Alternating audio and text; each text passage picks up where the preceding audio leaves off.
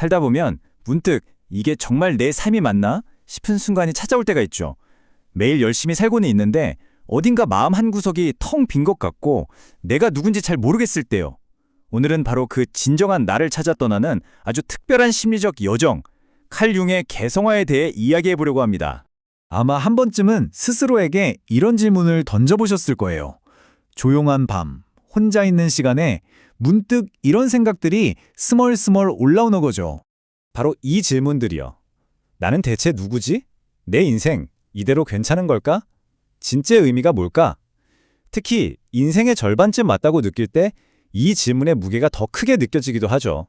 흔히들 이걸 중년 위기라고 부르잖아요. 근데 정신분석학자 칼 융은 좀 다르게 봤어요. 이건 위기가 아니라 오히려 내 영혼이 나에게 보내는 간절한 신호, 영혼의 요청이라는 거예요. 이제 진짜 너 자신으로 살아보라고, 더 온전한 너를 만나보라고 부르는 소리인 거죠. 융은 이 멋진 여정에 개성화라는 이름을 붙였습니다. 이게 뭐냐면요. 우리가 평소 나라고 생각하는 의식적인 자아가 있잖아요. 근데 그건 사실 빙산의 일각이거든요. 그 수면 아래에 있는 거대한 무의식의 세계를 외면하지 않고 끌어안고 하나가 되는 과정이에요. 그렇게 해서 결국 정신 전체의 중심인 진정한 자기, 즉 셀프가 되어가는 거죠. 융 본인이 직접 한 말을 들어보면 더 와닿아요. 개성화란 인간이 자기 자신이 되어가는 과정이다. 정말 간단하죠? 세상이 바라는 모습 혹은 내가 만들어낸 이상적인 모습이 아니라 그냥 있는 그대로의 나로 살아가는 길, 그게 바로 개성화입니다. 자, 그럼 이 근사한 여정을 떠나려면 지도가 있어야겠죠? 우리 마음속이 어떻게 생겼는지 융이 그린 내면 세계의 지도를 보면서 우리가 어디를 탐험해야 할지 한번 살펴볼게요. 출발점은 바로 자아입니다. 이건 우리가 평소에 나라고 생각하는 내 의식의 중심이에요. 지금 제 이야기를 들으면서 생각하고 판단하는 바로 그 나 말이죠. 우리 정신세계의 사령관 같은 역할을 한다고 보시면 돼요. 그리고 그 바로 밑에는 개인 무의식이라는 층이 있어요. 여긴 뭐랄까, 내가 살면서 잊어버렸거나 혹은 너무 아파서 외면하고 싶어서 마음속 깊은 곳에 꾹꾹 눌러 담아둔 기억, 감정, 생각들이 모여있는 나만의 창고 같은 곳이에요. 그리고 가장 깊은 곳으로 내려가면 이건 정말 융심리학의 하이라이트인데요. 바로 집단 무의식이 있습니다. 이건 나 개인의 경험을 훨씬 뛰어넘는 거예요. 인류가 태어난 이래로 모든 인간이 유전적으로 물려받는 원초적인 이미지나 본능의 바다라고 할 수 있어요. 신화나 꿈에 공통적으로 나타나는 어머니, 영웅, 지혜로운 노인 같은 이미지들, 융은 이걸 원형이라고 불렀는데 이게 다 여기 속하는 거죠. 마지막으로 이 모든 것, 그러니까 의식과 무의식 전체를 아우르는 우리 정신의 진정한 중심, 자기, 셀프가 있습니다. 비유하자면 자아가 우리나라의 수도, 서울이라면 자기는 대한민국 전체인 셈이에요. 개성화 여정의 최종 목적지가 바로 이 자기를 온전히 만나는 겁니다. 자, 지도를 봤으니 이제 본격적으로 여행을 시작해 볼까요? 정말 신기하게도 이 개성화라는 여정은요, 전 세계의 신화나 영화에 단골로 등장하는 영웅의 여정 이야기 구조랑 놀라울 정도로 똑 닮아 있어요. 이 영웅의 여정에는 우리가 반드시 통과해야 할 4개의 커다란 관문이 있습니다. 첫째, 사회적인 가면인 페르소나를 알아차리는 것. 둘째, 내 안의 어둠인 그림자와 만나는 것. 셋째, 내 안의 반대성인 아니마나 아니무스를 통합하는 것. 그리고 마지막으로 진정한 자기를 체험하는 거죠. 하나씩 차근차근 가볼까요? 첫 번째 관문은 바로 페르소나입니다.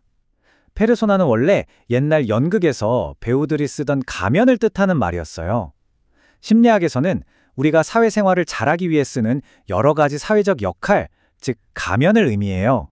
예를 들면 우리 여성들은 보통 엄마로서의 가면, 아내로서의 가면, 또 회사에서는 직장인으로서, 부모님 앞에서는 딸로서의 가면을 쓰죠. 이런 가면들, 사회생활을 하려면 당연히 필요하고 중요해요. 그런데 문제는 말이죠. 우리가 이 가면을 너무 오랫동안 쓰고 있다 보면 어느새 그게 진짜 내 얼굴인 줄 착각하게 된다는 거예요. 난 그냥 엄마야. 난 그냥 이 회사 사람이야. 이렇게요. 개성화의 여정의 첫 번째 스텝은 바로 이 가면이 나의 아주 작은 일부일 뿐 결코 내 전부가 아니라는 걸 깨닫는 것에서부터 시작됩니다. 가면, 뒤에 숨어 있는 진짜 나를 만나려면 이제 우리가 가장 보고 싶지 않았던 곳을 들여다봐야만 해요. 융은 이렇게 말했습니다. 사람은 빛을 상상함으로써 깨닫는 것이 아니라 어둠을 의식함으로써 깨닫는다. 자, 이제 두 번째 관문, 그림자를 만날 시간입니다. 그림자라는 건 내가 나한테는 이런 면이 없어 라고 부정하면서 무의식에 처박아둔 내 안의 모든 어두운 부분들을 말해요. 예를 들면 분노나 질투심, 열등감 같은 것들이죠. 그런데 여기서 진짜 중요한 게 있어요. 그림자라고 해서 나쁜 것만 있는 게 절대 아니라는 거예요.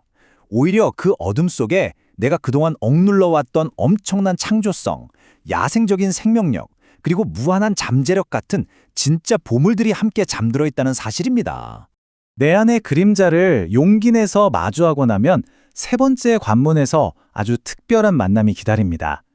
바로 내 안에 또 다른 나, 내면의 반쪽을 만나는 건데요.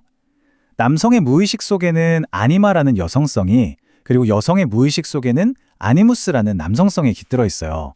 특히 우리 여성이 자기 안의 남성성, 즉 아니무스를 건강하게 만나고 통합하게 되면 정말 놀라운 선물을 받게 돼요.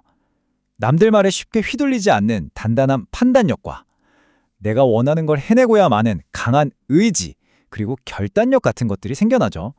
이건 절대 남성적으로 변한다는 뜻이 아니에요. 오히려 내 안에 원래부터 있던 힘의 다른 한쪽을 되찾아서 부드러움과 강인함을 모두 갖춘 더 온전하고 멋진 인간으로 성장하는 거랍니다. 가면 뒤에나 계림자 속에나 그리고 내 안의 반대편 모습까지 이 모든 나를 다 껴안는 기나긴 여정의 끝에서 우리는 드디어 우리 내면의 가장 눈부신 보물을 발견하게 됩니다. 바로 진정한 자기, 즉 셀프와의 만남이죠. 이 자기라는 건 너무나 크고 신성한 개념이라서 말로 설명하기는 좀 어려워요.